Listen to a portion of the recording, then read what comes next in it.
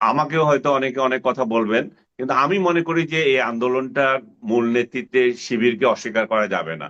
বৈষম্য বিরোধী আন্দোলন কি নিয়ে করেছিল? কোটা নিয়ে ছিল। কোটা নিয়েই তো সর্বশেষ পর্যন্তই ছিল। জাস্ট আপনি খেয়াল করেন 3 তারিখে এসে এটা বললো এক দফা।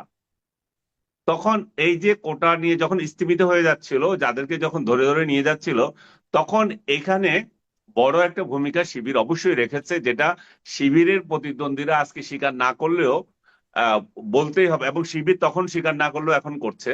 এবং সত্যিকার অর্থে তারা একটা বড় ভূমিকা রেখেছিল, এবং এই ভূমিকার কারণেই এক দফার যে আন্দোলন সেটা বেগবান হয়েছিল। আমরা আমরা তো কেউ এক দফার আন্দোলন হবে সেটা তো ভাবিনি, আমরা সবাই তো ভেবেছি যে এটা কোটা আন্দোলনই ওটার হচ্ছে। বিরুদ্ধে। রাইট, কিন্তু রাইট। 3 তারিখ এবং 5 তারিখ 2 দিনের মধ্যেই এটা দেখেন আপনি সফল হয়ে গেছে, কারণ ওই এমন একটা পর্যায়ে তারা তুলে এনেছে এটাকে।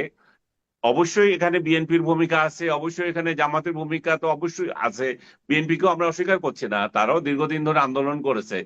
কিন্তু নিঃসন্দেহে আমার এই বক্তব্যের সাথে অনেকে হয়তো দ্বিমত করবে, আমি নিজের তথ্য অনুযায়ী যেটা জেনেছি, জামাতের অনেক লোক মারাও গিয়েছে। যেগুলো মারা গিয়েছে, কিভাবে মারা গেছে, এগুলো অনেক কোয়েশ্চেন হতে পারে।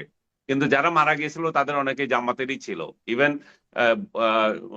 রংপুরে যে আবু সাইদ মারা গেল, তাকেও তো জামাত সরাসরি ক্লেম না করলো, তখনও তার পরিচয় জানা গেছে যে সে শিবির করত।